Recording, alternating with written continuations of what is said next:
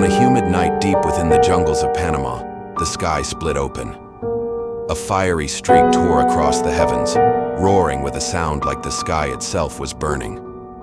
Witnesses said it looked like a star being dragged down by unseen hands, trailing sparks and flame until it vanished beyond the tree line. Some called it a meteor, some whispered it was a sign of the end. But for one man, a local villager named Carlos, it was an irresistible calling. He would be the first to approach the crash site, and what he found there would forever alter his life, haunting him with a secret not of this earth. The discovery. By the time Carlos arrived, the jungle smelled of iron and ash. The trees nearest the crash site were seared black, their leaves crumbling to dust at the touch. The ground steamed with strange vapors, glowing faintly beneath the soil as if embers still burned from within. At the center of it all lay the object.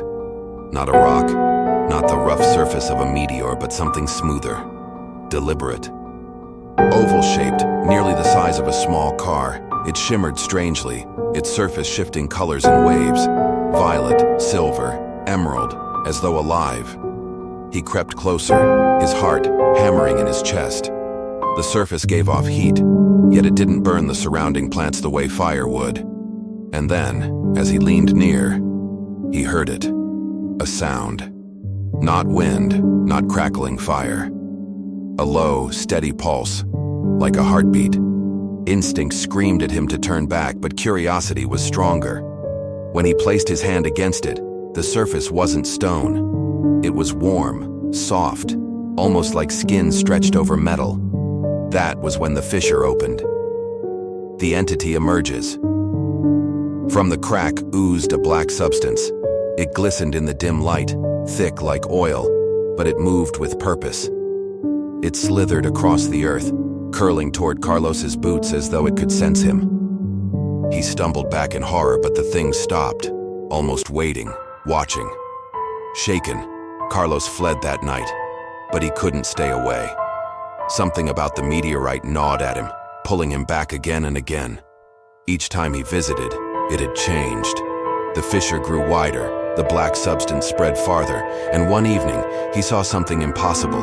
An eye. It formed within the crack, translucent and unblinking, staring at him with alien intelligence. The moment he met its gaze, his mind was filled with visions. He saw black oceans beneath foreign skies, endless cities built of impossible geometry, and towering beings moving in silence, watching. Carlos woke from that trance hours later, lying on the jungle floor, trembling. From that night forward, the dreams began. Every time he closed his eyes, the visions returned. Alien worlds, whispers in languages that bent the air, and that endless heartbeat echoing inside his skull. The secret spreads. Carlos told no one at first, but villagers noticed his change. He was restless, haunted, often muttering at night. When he finally confided in a friend, the story spread quickly. Some laughed, calling it superstition. Others feared he had brought a curse into their community, but not everyone dismissed him. Rumors reached the authorities, and within a week, men in black uniforms arrived. Military trucks rumbled through the village, their engines loud against the silence of the jungle. They told the locals it was just a meteor survey, nothing more. Carlos watched as armed soldiers roped off the crash site. Scientists in white suits descended, scanning, measuring, collecting samples. But none of them went near the object without hesitation. They circled it like prey circling a predator, knowing instinctively that it was not what they had been trained for. The military cover-up. Carlos tried to warn them. He told the soldiers about the eye, the heartbeat, the visions. They laughed, dismissing him as another frightened villager. But then, one by one, the men closest to the meteorite began reporting strange symptoms: dizziness, nightmares, hallucinations. One soldier collapsed entirely, convulsing as blood trickled from his nose and ears. That night, screams echoed from the camp. Carlos watched from the tree line as floodlights flickered and shadows moved unnaturally against the canvas tents. Something had escaped. Soldiers fired wildly into the dark, their bullets snapping branches and tearing leaves. But the jungle answered with silence. Whatever they were shooting at wasn't an animal. The next morning, the camp was abandoned. No trucks, no soldiers, no scientists. Only torn fabric, scorched earth, and the faint sound of that heartbeat still pulsing from beneath the meteorite's cracked surface. The transformation. Carlos could have left it then. He could have never returned. But the dreams would not let him. Every night they grew stronger, commanding him back. By now, the meteorite was no longer dormant. The black substance spread like roots across the soil, winding into trees, seeping into the ground. Wherever it touched, life withered. And Carlos was changing too. His reflection seemed wrong. His skin pale, his eyes darker, his veins faintly glowing under moonlight. He would catch himself whispering in that alien tongue, not knowing its meaning but feeling its weight. Then came the final vision. A voice, cold, vast, and merciless, spoke directly into his mind. "We are here. You are the first. You are ours." When he awoke, the meteorite was gone. The jungle was torn apart, as if something massive had dragged itself free. All that remained was a scorched crater and the faint trail of black liquid leading deeper into the forest. The aftermath. Weeks later, locals reported strange lights in the sky above Panama. Farmers found cattle mutilated, their bodies drained of blood, their eyes missing. Entire sections of forest were found dead, trees blackened, rivers poisoned. And in every account there was one detail that returned again and again: the sound of a heartbeat in the distance, steady and slow. Carlos was never seen again. Some say he fled into the jungle, consumed by the entity. Others claim the military took him, erasing every trace of his existence. But those who still live near the crash site say sometimes, on still nights, they hear it. The sound of something alive, waiting, watching. And they know deep down that the meteorite wasn't just debris from the stars. It was a vessel, and what emerged from it is still here. Outro hook. So next time you look up at the night sky, remember, not everything that falls from above is a star. Some things are alive. Some things are waiting. And when they arrive, they don't leave. Because in the jungles of Panama, something alien woke up, and it has never gone back to sleep. When the first videos of the strange black substance spreading from the meteorite began circulating online, authorities initially dismissed them as hoaxes. But within just days, the situation in the remote Panamanian jungle had escalated to the point that silence was no longer an option. Chin, the man who stumbled upon the meteorite, was not the only one who had seen it. Locals from nearby villages had begun reporting the same thing he described: the sound of something alive inside the metallic stone and the black organism leaking into the soil. Some said their livestock refused to go near the area. Others swore they saw strange flickering lights over the forest canopy at night, as if the sky itself was reacting to what lay buried in the earth. Arrival of the military. By the end of the week, unmarked helicopters appeared overhead. Witnesses reported the arrival of Panamanian soldiers accompanied by men who did not speak Spanish. These outsiders gave commands, controlled the perimeter, and ordered villagers to remain silent. Within hours, the crash site was sealed off with barbed wire, temporary floodlights, and military tents. Chin uploaded what would later be known as his last clear video before his phone went silent for 2 days. In that footage, he whispered that soldiers had found the safe he used to contain the organism. He said they forced it open under orders. What happened next was described in hushed tones by the few men who dared to talk after being discharged. According to one soldier's leaked audio file, the safe door had barely been pried open when the black material surged outward, as if it had been waiting. It latched onto one man's glove, spreading across the fabric in seconds. He screamed and tore at his hand, but the organism clung to him like liquid fire. The others tried to burn it off with torches, but it only recoiled, then pulsed as though adapting. Within minutes, the soldier was unconscious, his body covered in glossy web-like strands. The leak suggested that he was still breathing, but barely. The official denial. The government later issued a statement claiming that what fell in the jungle was a small meteorite fragment that posed no danger. They denied the presence of any foreign personnel, denied the quarantines, and denied all reports of sickness among soldiers. Yet villagers who lived near the restricted zone began vanishing. One woman who fled with her children said she saw trucks carrying bodies sealed in black bags. She claimed soldiers wore thick hazmat suits and spoke in English over radios. The story would have been dismissed as rural rumor, if not for the fact that Chin reappeared online 3 days later, his face pale and his voice trembling. He whispered, "They are lying. The thing is alive, and they can't control it."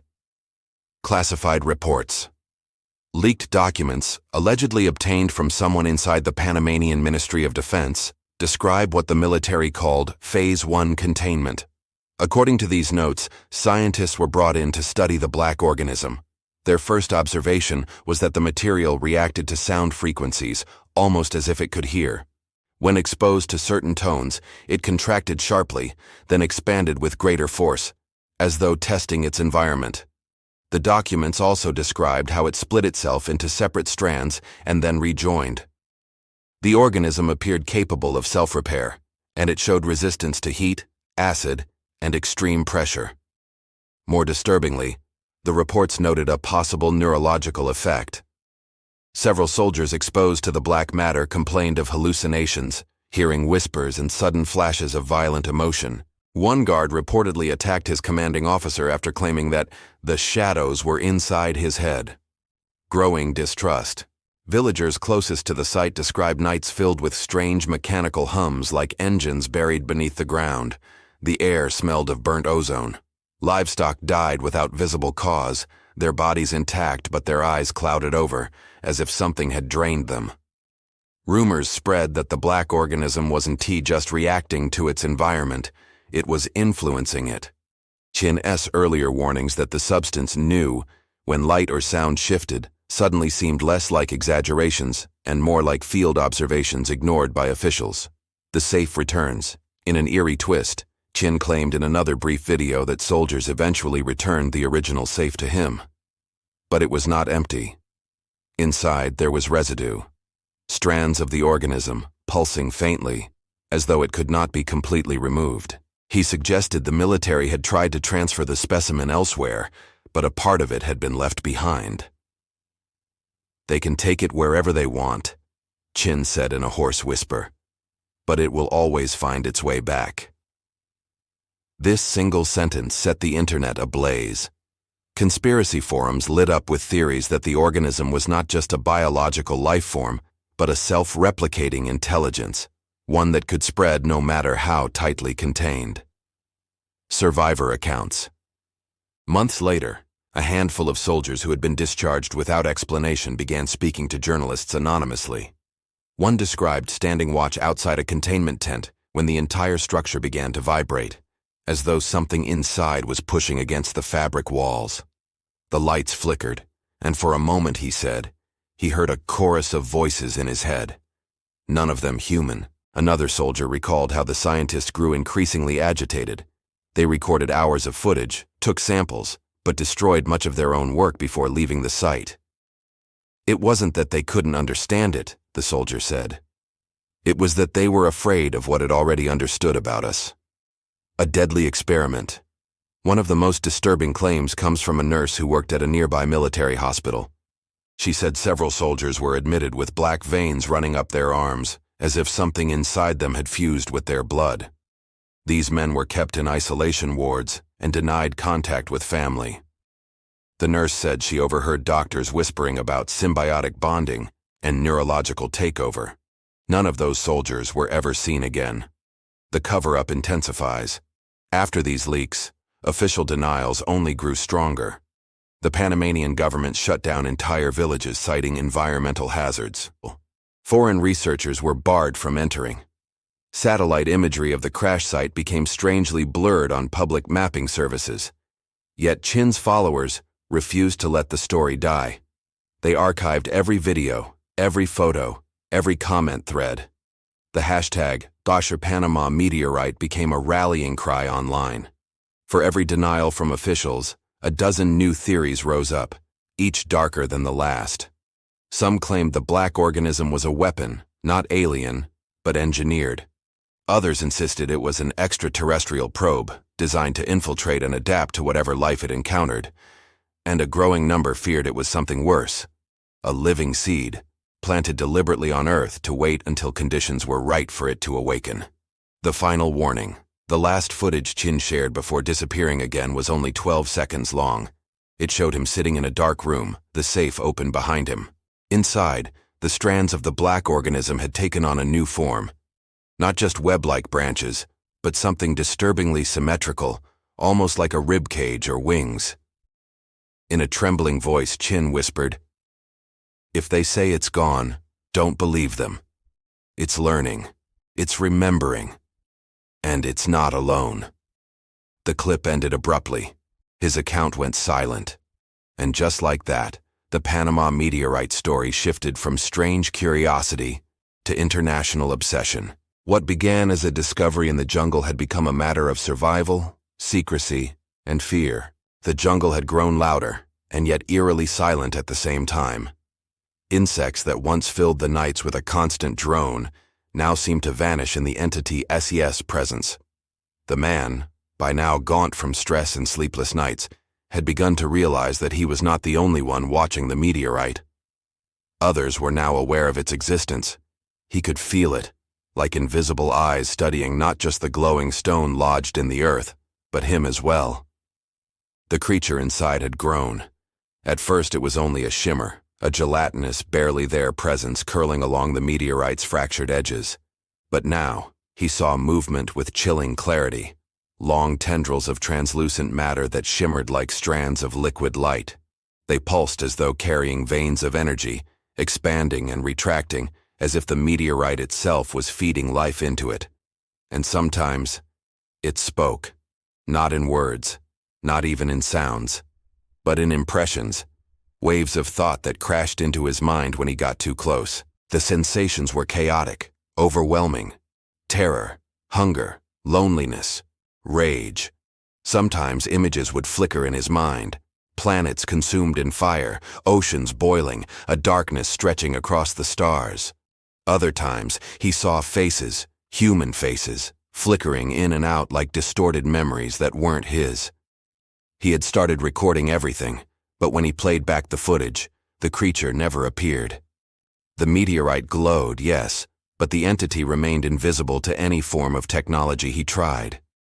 His camera lenses melted once, his recorder batteries drained instantly, and when he used his phone, the screen filled with unreadable static and screeching feedback that left his ears ringing for hours. Yet, he persisted. He couldn't look away. But one night, he wasn't the only one there. He awoke to the sound of voices outside his shack. At first, he thought it was a dream, but the crunch of boots on jungle soil was undeniable. He extinguished his lantern, grabbed the small hunting knife he kept under his cot, and pressed himself against the wall, listening. Two men were speaking in Spanish, their voices hushed but firm. They weren't locals, he could tell by their accents. They moved with precision, with the weight of authority. Soldiers?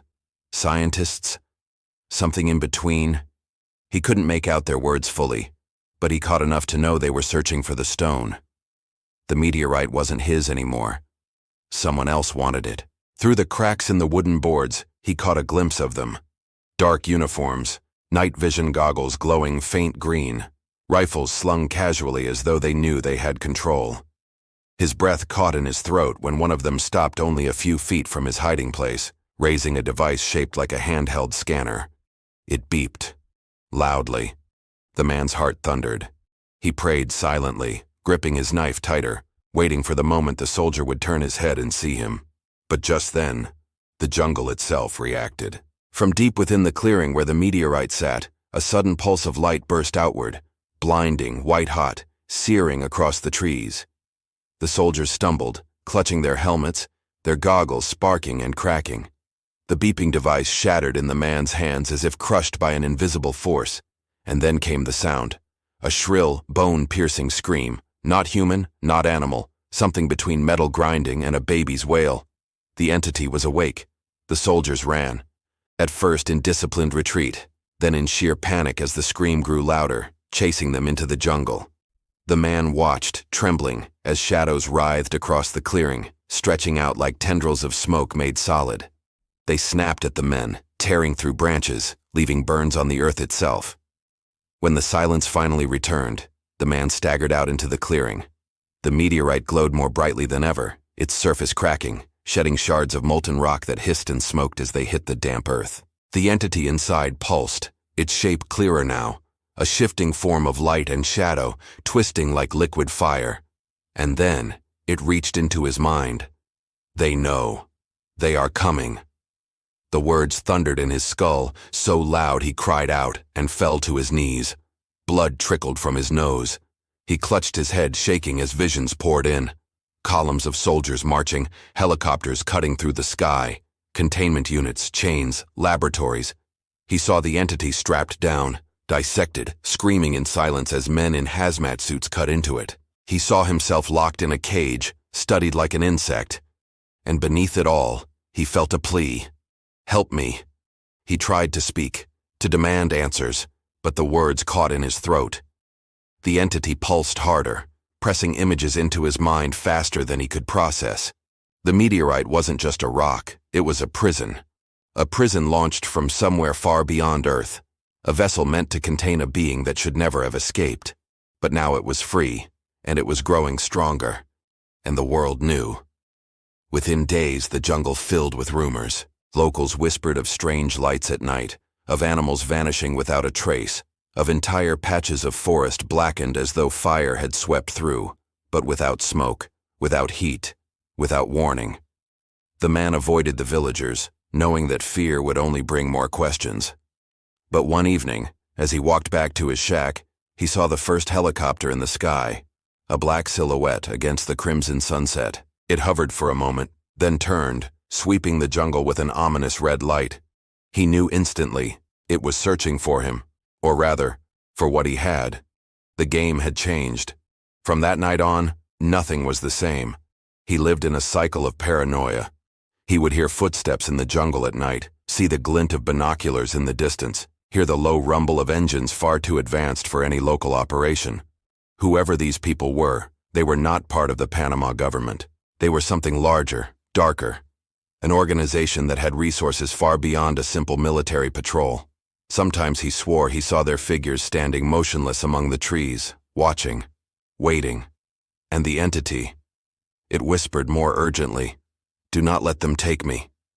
The man didn't know what terrified him more, the thought of armed men capturing the entity, or the thought of keeping it free. His nightmares worsened. He saw cities burning, skies filled with alien craft blotting out the stars. He saw oceans drying into wastelands, humanity screaming in terror as the world collapsed, and every single nightmare ended the same way, with him, standing in the clearing, staring into the glow of the meteorite, powerless to stop what was coming. Yet each morning he still found himself there, drawn to it, compelled, as if his own will no longer belonged to him. The escalation came suddenly. 3 nights later, he awoke to chaos. Explosions rattled the earth, sending dust cascading from his shack's roof. The jungle lit up with flashes of gunfire and blinding spotlights. Helicopters roared overhead, their rotors shredding the night. Dogs barked in the distance, men shouted in clipped foreign accents, and the sharp crack of weapons echoed. They were here. The man grabbed his pack, already prepared for such a night, and sprinted barefoot into the jungle. Branches tore at his skin, thorns sliced into his arms, but he didn't stop. Behind him, the roar of machinery grew louder, accompanied by the steady hum of something unnatural. Energy weapons. But the jungle fought back. Not for him. For the entity.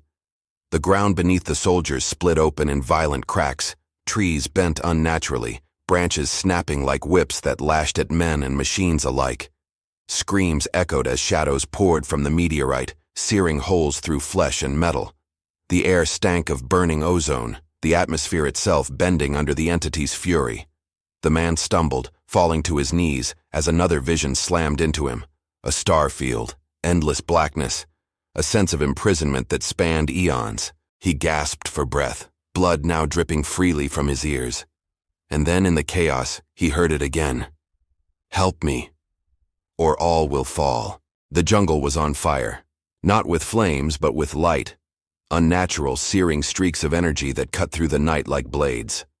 The sky roared with the thrum of helicopters, searchlights carving the canopy, while the ground shook with the pounding march of boots. The man stumbled through the chaos, clutching his pack, his lungs burning with smoke and panic. Behind him, the clearing that had once been silent and sacred was now a battlefield.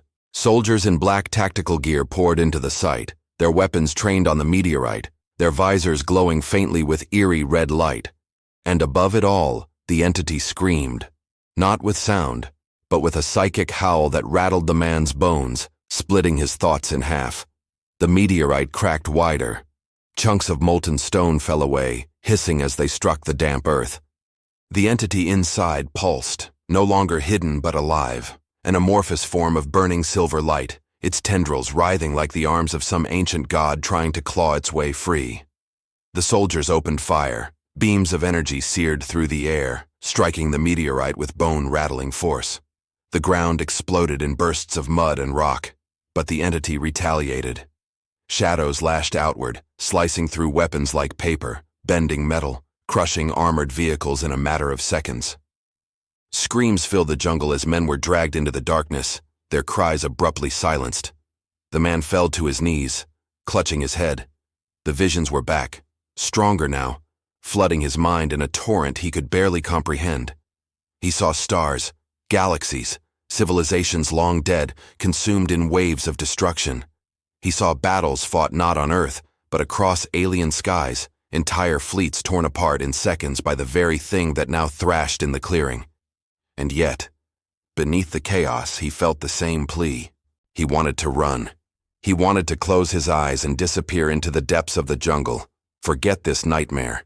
Pretend it had never happened. But no matter how far he went, he knew he could never escape.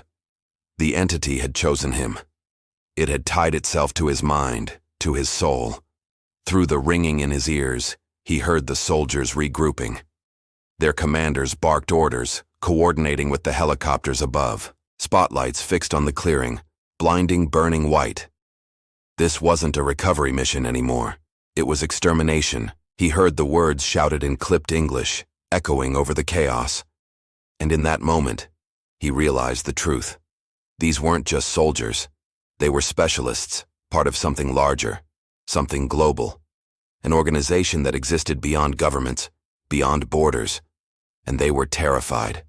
The man staggered closer to the meteorite, shielding his eyes from the blinding glow. The entity's tendrils curled toward him, not to harm, but to beckon.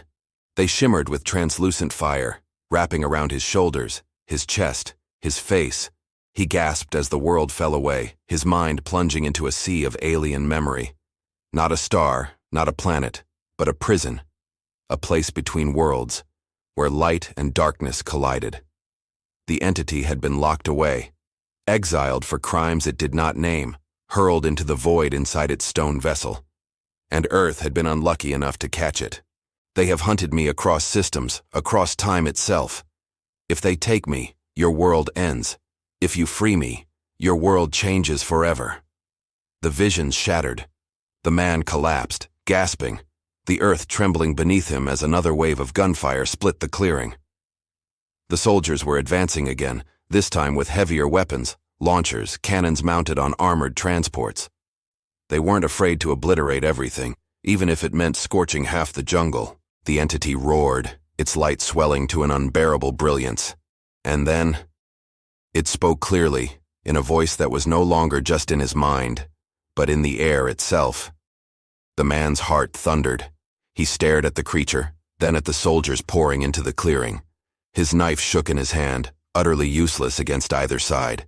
He thought of the villagers who would be caught in this crossfire, of the families who would never understand why their homes had been reduced to ash. He thought of humanity itself, balanced on the knife's edge of annihilation. But deep inside, another thought gnawed at him. What if the entity was lying? What if freeing it doomed them all? What if this battle wasn't about survival, but about unleashing something so catastrophic that Earth would never recover? He could feel the soldiers closing in, their weapons trained not just on the entity, but on him. A voice boomed from a loudspeaker, sharp and commanding, "Step away from the object, now!" And the entity whispered again. The man screamed as the ground erupted beneath him. Energy surged up from the meteorite, engulfing his body in searing heat. He fell backward, writhing, as the light sank into his flesh, branding him with patterns that pulsed beneath his skin like living veins of fire. His scream turned to silence as his eyes rolled back, his body convulsing violently. And then, suddenly, he felt nothing. Only clarity.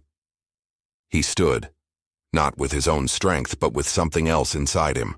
The meteorite cracked open completely, collapsing into molten shards. The entity no longer needed its prison. It now had him. The soldiers opened fire, their weapons blazing in a torrent of light and sound. But the man lifted his hand, instinctively, involuntarily, and the bullets froze in midair, suspended like dust in sunlight. With a single motion, they crumpled into dust, falling harmlessly to the ground. He staggered, gasping, staring at his hands in horror. His skin glowed faintly, every vein illuminated with an alien light. He wasn't just connected to the entity anymore. He was becoming it. And then he heard his own voice, but layered with another deeper tone that shook the earth. Panic erupted among the soldiers. The helicopters wheeled in the sky, their pilots shouting into radios calling for backup, for extraction, for anything. But the man could feel their fear as if it were his own. He could taste it, heavy, metallic, intoxicating. It pushed deeper into his mind, flooding him with power, with hunger, with rage. He saw himself tearing apart the helicopters with a flick of his hand, snapping the soldiers in half with invisible tendrils of energy. He saw the jungle consumed in fire, the sky torn open by storms that weren't natural, weren't earthly. But beneath it all, he still heard the faint echo of the plea. Was this help? Was he freeing it? Or was he simply surrendering everything he was? The man dropped to his knees, clutching his head, screaming as the entity battled for control of his body. His vision blurred, the world flickering between reality and nightmare. He saw faces again, alien, human, monstrous, all crying out, all begging, all accusing. And then, in the distance, he heard something new. Another voice. Faint. Female. Don't listen to it. He jerked his head up, gasping. Through the smoke and chaos, he saw a woman standing at the edge of the clearing. She wore no uniform, carried no weapon. Her face was pale, almost glowing in the light of the meteorite's energy. Her eyes were wide, terrified, but determined, and she was looking directly at him. "The more you give it, the more it takes," she shouted, her voice carrying above the chaos. "You're not freeing it, you're feeding it." The man's heart froze. He staggered toward her, desperate for answers, but the entity roared inside his skull louder than ever. "She lies. Only I speak the truth. Only I can save you." The woman's gaze burned into him. "You have to fight it. You have to remember who you are before it takes everything." The soldiers, distracted by her sudden appearance, turned their weapons toward her. She didn't flinch. She pointed at the man and screamed, "It doesn't want freedom. It wants a host." The clearing froze in time. The woman's voice still echoed in the man's skull, clashing against the entity's thunderous roar. Her words cut through the chaos like a blade. "It doesn't want freedom. It wants a host." The man's breath came in ragged gasps. His hands trembled, glowing faintly as alien symbols burned beneath his skin. The soldiers surrounding the scene didn't understand what they were witnessing, but they knew one thing. They were running out of time. "Neutralize them both," a commander barked into his comms. Red dots from rifle lasers darted across the clearing, locking on both the man and the mysterious woman. The entity pulsed inside him, wrapping tighter around his mind. He felt its strength flooding through his veins, a tide so powerful it drowned his own thoughts. Every second it grew harder to tell where he ended and it began. The voice clawed inside his skull. "Without me, you are nothing." She didn't have the look of someone working for the soldiers. She looked terrified, human, vulnerable, and utterly convinced of what she was saying. The woman stepped forward, her voice breaking with urgency. "You feel it, don't you? How it's pulling you apart. That thing isn't asking, it's taking. Fight it before you're gone." The man screamed, dropping to his knees as the entity's tendrils flared outward, snapping through the air like whips. They lashed against trees, splitting trunks in half, ripping apart equipment and vehicles. Soldiers dove for cover, shouting into radios as the clearing descended into pure chaos. The entity pushed harder, forcing visions into his mind, visions of power, of domination. He saw himself standing above cities, commanding storms, reducing armies to dust. He saw humanity kneeling before him, not in worship, but in fear. And then the woman's voice pierced through again, trembling but resolute. "You are still human, if you hold on to that." Her eyes locked with his, desperate. "Remember who you are." A flood of memories surged. His childhood, the river where he first learned to fish, the laughter of his brother, the warmth of his mother's hands, the songs his village sang at night, all the simple human things that made him him. The entity shrieked, furious, its voice like glass shattering in his skull. "No, forget them. They are dust. They are weakness." But he clung to them anyway. He forced the memories forward, using them like anchors to resist the tide of alien power. For the first time, he pushed back. His body convulsed as light erupted from his skin, tearing through the clearing in blinding waves. The soldiers shielded their eyes, stumbling back. The helicopters reeled, their instruments crackling with static. And in that moment, he understood. This wasn't a gift. This was a possession. The entity bellowed in fury, its tendrils tearing at his mind. "You cannot survive without me. Without me, you will die as nothing." The man gritted his teeth, his body shaking violently as he staggered to his feet. "Then I'd rather die human." With a roar that wasn't entirely his own, he plunged his glowing hands into the ground. Energy surged out of him like a shockwave, carving deep fissures through the jungle floor. The meteorite shards ignited, glowing like molten stars before disintegrating into ash. The entity screamed, its form unraveling in streams of blinding silver light. It clawed at him, desperate to hold on, to stay bound to its host. But he pushed harder, channeling every ounce of strength, every memory, every shred of his humanity into forcing it out. The ground shook as the entity tore free, a massive shrieking light and shadow that hovered above the clearing. For the first time, he saw it in full, a thing of shifting tendrils, endless eyes, and burning hunger. It was beautiful and horrifying all at once. The soldiers opened fire again, their weapons blazing, but the entity shredded the projectiles midair, disintegrating them before they could touch it. The helicopters banked, unleashing volleys of missiles, but the blasts barely grazed the thing. The woman ran forward, grabbing the man by the arm, pulling him back. "You separated from it, you weakened it. But it's not gone. You have to end this before it finds another host." The man staggered, barely able to stand. His veins still glowed faintly, his body smoking from the energy he had forced out. She held his gaze, trembling. "You were its vessel. That means you're the only one who can destroy it." The entity shrieked overhead, its tendrils lashing out at the soldiers. Men were lifted into the air, crushed, then hurled aside like broken dolls. The jungle itself seemed to twist and warp under its influence, trees bending unnaturally, shadows writhing like serpents. The man swallowed hard, staring at the chaos. "Then I'll finish it." He stumbled back toward the center of the clearing, the woman following close behind. The entity sensed him and roared, its many eyes fixing on him with blinding fury. "You dare defy me?" it thundered, its voice reverberating through the earth. "I gave you power beyond measure. I made you more than human." The man clenched his fists, glowing faintly again. "I don't want to be more than human." The entity screeched, diving down, tendrils snapping toward him with earth-shattering force. The ground erupted, trees splintering as the monstrous thing barreled closer. The man screamed, summoning every last spark of alien energy still coursing through his body. His chest burned as if it were on fire, his heart pounding like a war drum. He let it all surge outward in one final desperate strike. Light exploded from him, brighter than the sun. The entity shrieked, its tendrils burning away, its body unraveling into fragments of light. It thrashed wildly, trying to hold form, but the energy ripped it apart piece by piece.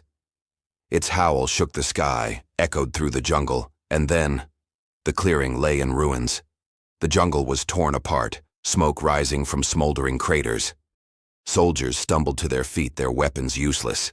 The helicopters hovered at a distance, their pilots too stunned to approach. The man collapsed to his knees, his body trembling violently. The glow faded from his veins, leaving only exhaustion and pain. His breath rattled, each inhale a battle. The woman rushed to his side, catching him before he fell completely. "You did it," she whispered. "It's over." But even as she said it, her eyes flicked toward the sky, pulsing faintly as if they were watching. The man followed her gaze and felt his stomach sink. Because deep inside he knew the truth. The entity was gone. But it wasn't alone. He staggered to his feet, forcing himself upright despite the pain. The woman steadied him, her grip firm. The surviving soldiers regrouped cautiously, their weapons still raised, though none of them seemed eager to test what they had just witnessed. The commander barked orders, but his voice shook with something the man had never heard in a soldier before. "Fear." The woman turned to him. "This isn't the end. It's the beginning. Whatever that thing was, it wasn't the only one. And now the universe knows Earth is not just watching. It's fighting back." He could still feel the faint echo of the entity inside him, like a scar burned into his soul. It was gone, but its hunger lingered. The jungle was silent, except for the distant cries of the wounded. This was the Panama alien meteorite story, a chilling tale of discovery, possession, and survival against something beyond human understanding. But was it really destroyed? Or was this only the first ripple of something far greater? Let me know what you think in the comments. Would you have trusted the entity or destroyed it like he did? And remember, if the stars look different tonight, maybe they're looking back. Don't forget to like, share, and subscribe for more terrifying stories, mysteries, and legends from the edge of the unknown. And as always, keep your lights on, because you never know what might already be here.